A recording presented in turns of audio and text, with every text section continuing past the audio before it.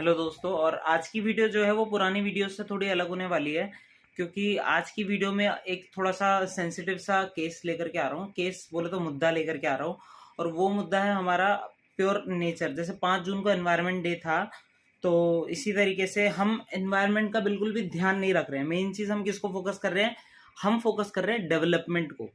ठीक है ना, डेवलपमेंट को फोकस करना चाहिए कि हमें धीरे धीरे डेवलप होना चाहिए बाकी कंट्रियों की तरह, बाकी कंट्रीज की तरह हमें डेवलप होना चाहिए। पर बाकी कंट्रीज में भी देखो जा करके भैया, वहाँ पर नेचर को भी बहुत ज़्यादा इंपॉर्टेंस दी जाती है। कई सारी हमने वीडियोस देखी होती है, जैसे अगर हम स्क्रॉल कर रहे होते हैं इंस्टाग्राम पे या फिर यूट्यूब पे, तो हम वहाँ पर देखते हैं कि अगर कहीं पर कोई रोड बन रही है तो रोड के बीच में कोई पेड़ आ जाता है, तो उस पेड़ को बिल्कुल निकाला जाता है और कहीं और उसे लगाया जाता है।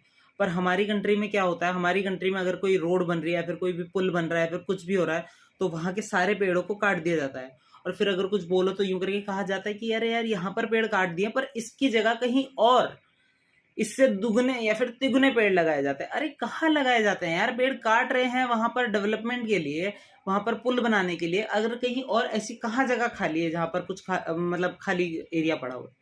हर जगह कोई ना कोई चीज है, या फिर बिल्डिंग है, या फिर अगर नहीं है तो वो काट करके बिल्डिंग बना दी जाती है। जैसे पेड़ पौधे लगे हैं, वहां पर पेड़ पौधे को काट दिया जाता है, फिर वहां पर बिल्डिंग बनाई जाती है। और फिर ऐसे में हम कैसे कह सकते हैं कि वहां पर हमने यहाँ पर पेड़ काटे तो कहीं और जाकर के लगा रहे हैं?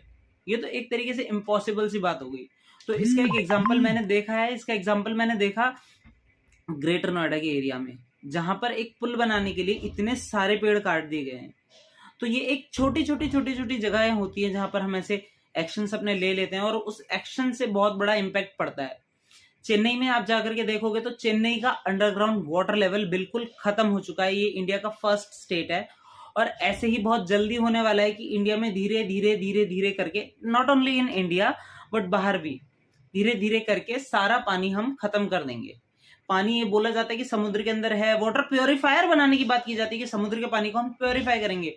पर ये नहीं बात की जाती कि हम जो प्योर वाटर है, जो पीने लायक पानी है, उसको हम कैसे बचा सकते हैं, उसको आगे हम कैसे यूज कर सकते हैं, और हम किस तरीके से सस्टेनेबल रह सकते हैं। सस्टेनेबल डेवलपमेंट एक चीज का नाम है जो हम क्लास 6, 7, 8, 9 में पढ़ते हैं, 10th में भी पढ़ते हैं। सस्टेनेबल डेवलपमेंट एक वो डेवलपमेंट होता है जिसमें कि हम प्राकृतिक संसाधनों का इस तरीके से उपयोग करें कि वो अभी तो हमारे काम में आए ही आए, और जो आने वाली जनरेशन है उसके भी काम आए।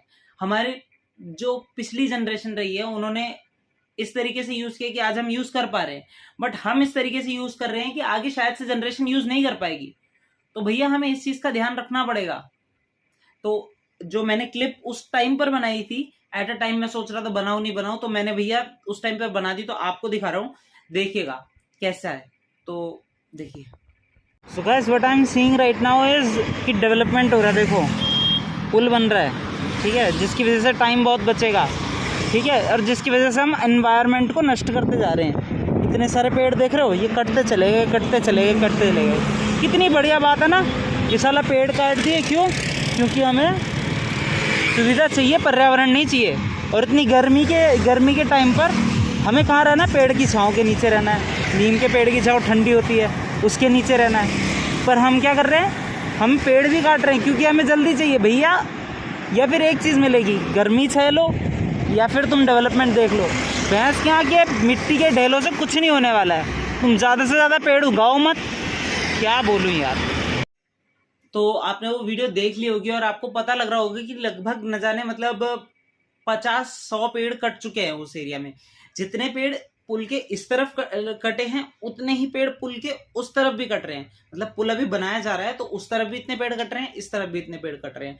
और मे भी वहां से उसके पुल के नीचे से अंडरपास भी बनाया जाएगा, तो वहां भी पेड़ कटेंगे। तो लगा लीजिए, एक छोटी सी डेवलपमेंट के लिए अगर हम इतना बड़ा प्रकृति का नुकसान कर रहे हैं, तो अगर हम कोई बड़ा डेवलपमेंट करना चाहेंगे तो कितना नुकसान करेंगे। आज के टाइम में आप देखेंगे कि हम अगर केमिकल प्रोडक्शन कर रहे हैं, या फिर हम अगर कुछ भी चीज कुछ भी कर रहे हैं, मतलब अगर कोई भी फैक्ट्री ओपन करी है, जैसे कि कपड़े बनाने की फैक्ट्री हो गई, तो उसमें हम पानी को गंदा कर ही रहे हैं, जो कि हमें नहीं करना चाहिए। और वो सारा पानी नदियों में जाता है, फिर सारा पानी समुद्र में जाता है, और इससे सी हैबिट, मतलब जो समुद्र के जितने भी जानवर लोग हैं, वो भी बहुत ज्यादा इफेक्ट हो रहे हैं। तो प्लीज इस पर थोड़ा ध्यान देना है आपको भी और मुझे भी। तो मैं भी हूं कहीं ना कहीं जो कि नुकसान कर रहा है प्रकृति को, और इतना तो एटलीस्ट करिए जैसे कि मैं करता हूं। ऐसा नहीं है कि मैं बहुत अच्छा इंसान हूं, बट थोड़ा बहुत मैं ये करता हूं कि अगर कोई कूड़ा होता है तो उससे मैं ऐसे ही फेंकता नहीं हूं, उसे अपने पास रख लो। कहीं कूड़ा दान दिखे तो उसे करो। सरकार धीरे धीरे स्टेप खुद भी ले रही है और उसके साथ हमें भी स्टेप लेने पड़ेंगे कि कूड़ा सिर्फ कूड़ेदान में डाले, ताकि क्या होगा कि वो जो सरकार उस कूड़े को रिसाइकल कर रही है फिर कुछ भी कर रही है वो उसे आगे प्रोसेस में लाए। ऐसा तो नहीं है कि आपके सड़क में फेंका हुआ कोई भी कूड़ा वो रिसाइकल करने के लिए लग जाएगी, ले उठाओ इसने फेंका था तो मैं रिसाइकल करती हूँ। हमें भी थोड़ा ध्यान देना पड़ेगा और सरकार को भी थोड़ा ध्यान देना पड़ेगा। थैंक यू, आज के लिए बस इतना ही। जय हिंद, बाय बाय।